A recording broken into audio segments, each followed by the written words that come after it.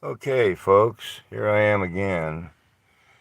Um, I wanted to touch on some of the things that the Democrats and the liberals have been so verbal about: safe places and safe spaces and quiet places and so forth and so on. Um, they've been real vocal about all that, and yet they don't care whether this old man right here has a safe place to lay my head down at night. I spend pretty much all day sitting in my car on my back, doing beadwork to keep me busy. And I just wanted to talk about the housing situation for um, people who are not doing drugs, and people who are not drunks, and are not involved in criminal things. We should have a priority about housing. There are people living out on the streets who don't care about housing. They don't want housing. They would rather live just like they're living doing drugs because that's the only way they can afford to do the drugs. If they don't have housing, they don't have to pay for anything, and all of their food is free. We, on the other hand, we want housing, but um, the city and those that are in the power, they don't care enough about the elderly folks that are living on the streets who don't want to be on the streets. And there's a lot of them in Portland, a lot of old ladies and old men.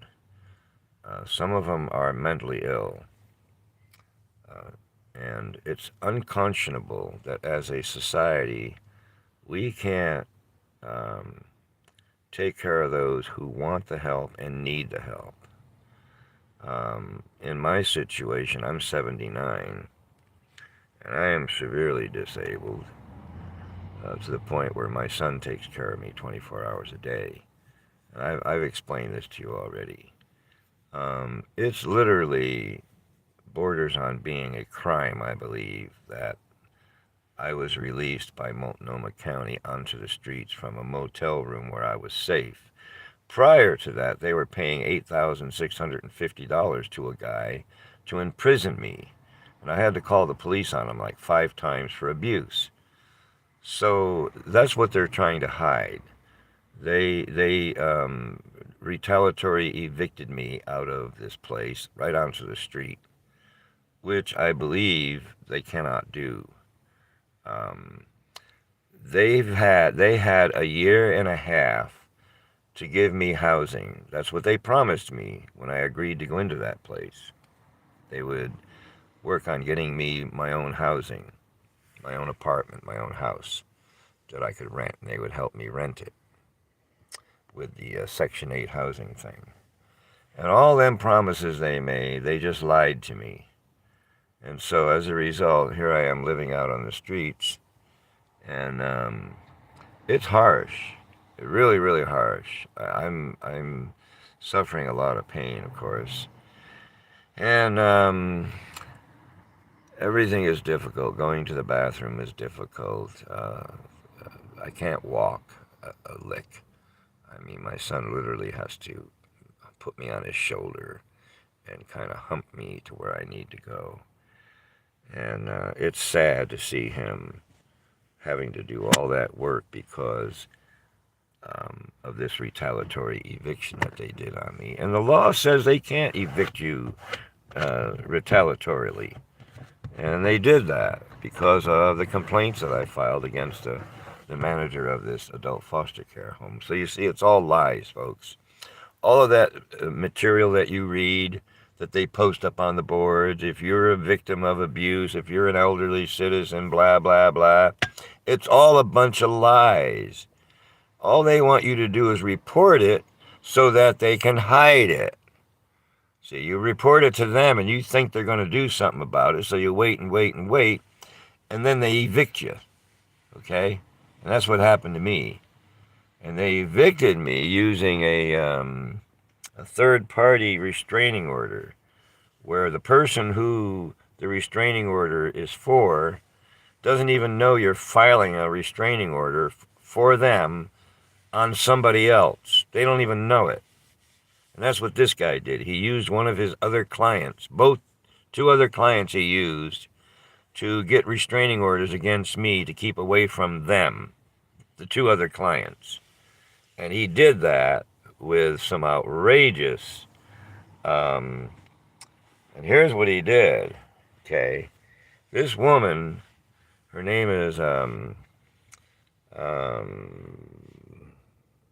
Matheson, Sherry Matheson.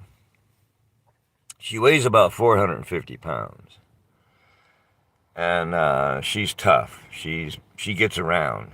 I mean, she's brutal and tough. She don't take no shit off nobody. This guy, Roba Allo, 2043 Southeast 185th Street, filed a third-party restraining order prior to asking for an eviction proceedings on me. So he got the third-party restraining order prepared already. Then he goes into the courtroom and tries to get me evicted. When the eviction failed and the judge wouldn't evict me, then he filed no, he had already filed it. It was already filed. So he had a backup plan. So here's what he charged me with Sherry Matheson. He said that I raped her multiple times. Me, little old me, 79 years old. I can't even wipe my own butt practically. It's very, very difficult for me to put my own socks on, my own shirt, my own pants. All those things are difficult. I can't even open up a little package with my fingers. My son has to do it, or I have to have a pair of scissors.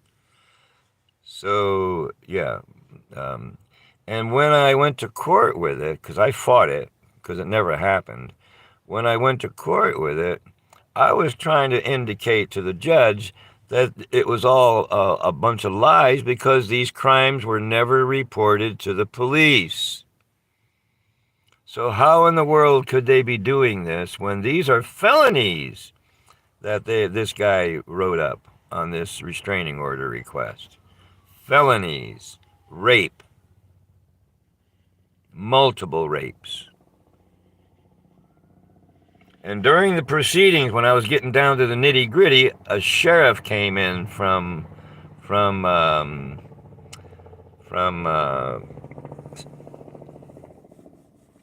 Gresham into the courtroom and ushered me away from the courtroom right in the middle of the proceedings, right while I was questioning a witness. Just came in and forced me out of the courtroom and forced my son out of the courtroom too.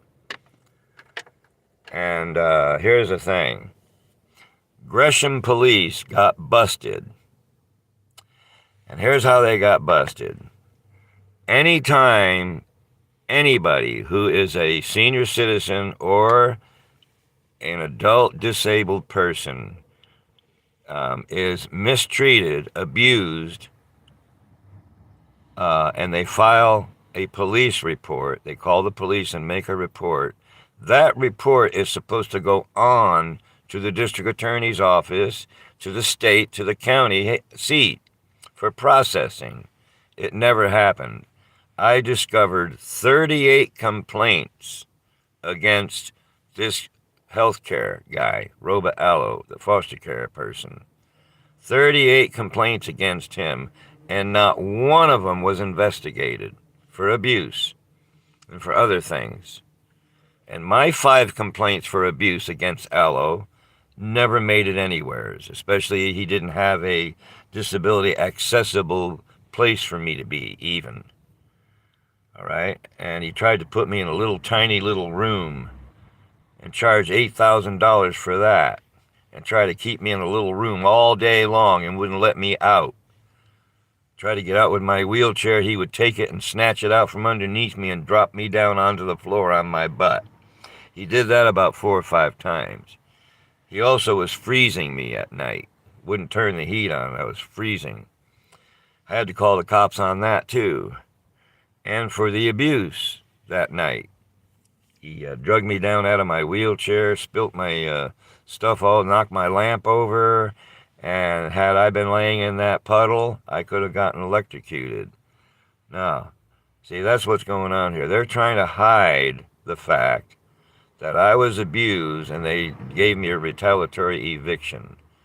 So now they pretend I don't exist. I've called them up a dozen times trying to get them to pay for my son's health, taking care of me, and they refuse. They refuse to give me the right amount of food stamps too.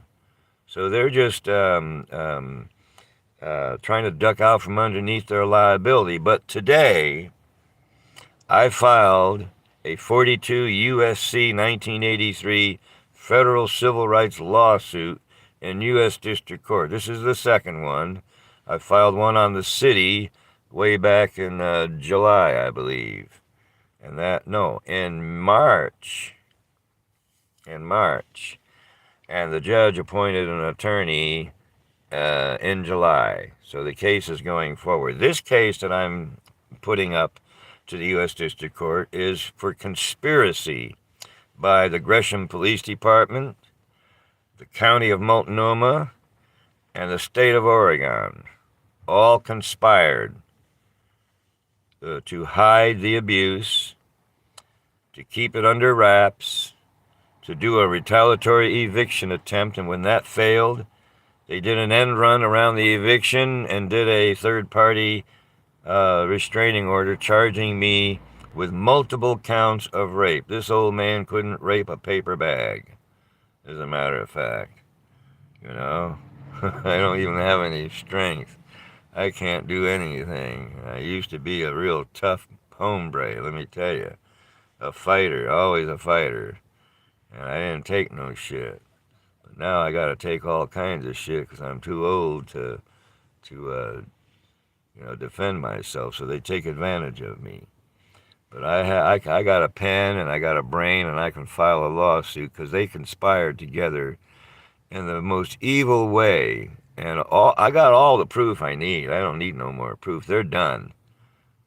Yeah, the protective services, adult protective services, they're done. Because they're the ones involved. They entered into a conspiracy with Roba Allo and the police department and the county, or the state. This is a county agency. They entered a conspiracy, okay? And they did what they did. Told a bunch of lies and swore. Now, what gets me is how they swore under oath that this all happened. And this girl, this Sherry Matheson, when I was moving out of there, because that's what I had to do, I had to move out, I told her what he had done, and she was pissed. She did not like the fact that he did that, because she didn't even know about it. And then Michael, he said that I forced Michael to smoke pot. Michael was stealing my pot and smoking it, is what he was doing. Yeah, he would go right into my pot and take some for himself. So that was a bold-faced lie. Michael said that I never did any of those things. So this is the kind of shit they did to me. Now they're trying to hide it by making my life as difficult as they possibly can. Okay?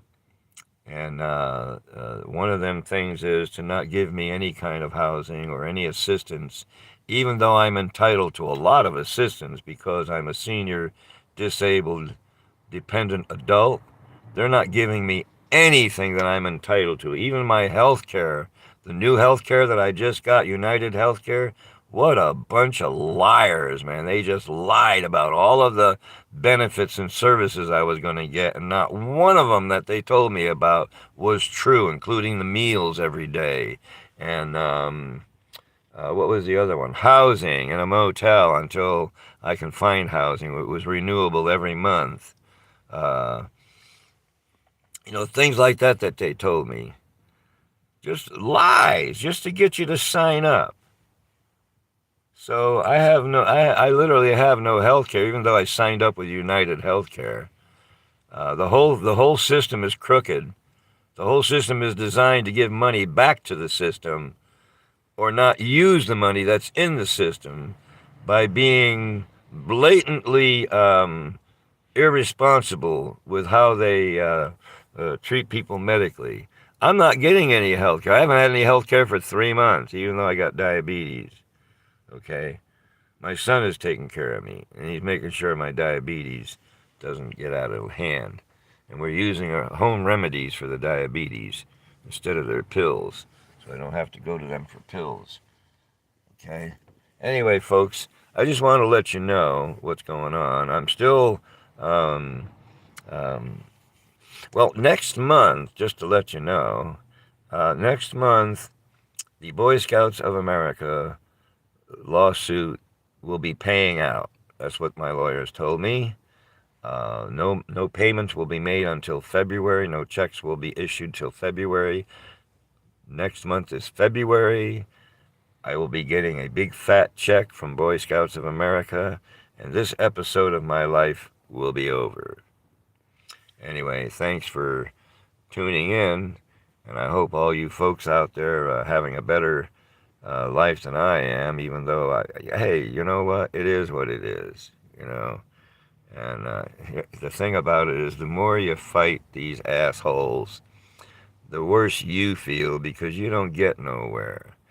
And that's the problem with most people. They wage these battles, these long battles that are tiresome and expensive, when literally all you got to do, if you're a poor person, 42 U.S.C. 1983 lawsuit form, Federal District Court, fill it out, get a free lawyer, get pro bono attorney, and proceed in forma pauperis. So you can take your issue, especially constitutional issues and civil rights, like my disability rights, for instance. These people are denying me every single amenity that disability rights offers. Every one of them. Whatever they are. And I know there's amenities in these laws for people with disabilities and the elderly and the disabled and the dependent adults. There are benefits because, especially since I have Medicare Plus Advantage. And these people are, well, I live in a liberal city with a bunch of Democrats. It's been this way for 50 years. And you can see what's important to them, making this city bigger and bigger and bigger and bigger, and pushing poor. That's why there's so many people on the streets, is because they got pushed out of their homes. They knocked down hundreds and hundreds of apartments and homes to build all these high-rises that you see around here. Okay? There are high-rises everywhere around here in Northwest Portland. I'll show you one right here. There's one there, and there's one over there, and they're all over the damn place. And they're not affordable to the average person, you see. And I had a house right over here on Northwest 25th, 1927 Northwest 25th, where me and my son lived for years. And we were nice and stable. When they sold that house out from underneath me, that's when I became homeless. And it's been that way ever since. I never recovered from it because they didn't care. All they cared about is the wealthy were buying up the homes and turning this Northwest Portland into a mecca for the moneyed and the wealthy and the affluent. So, you know, that's what happened to me. I didn't voluntarily get homeless. I didn't request homelessness. It wasn't on my menu. And I did everything I could to keep it from happening, including buy a motorhome that they took and crunched up into little tiny pieces. 3 vehicles they took from me. 4 now. Oh, man. Just shut the door, Norm. It'll go off. Thank you.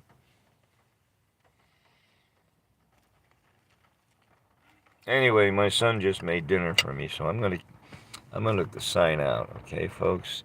Thank you for listening.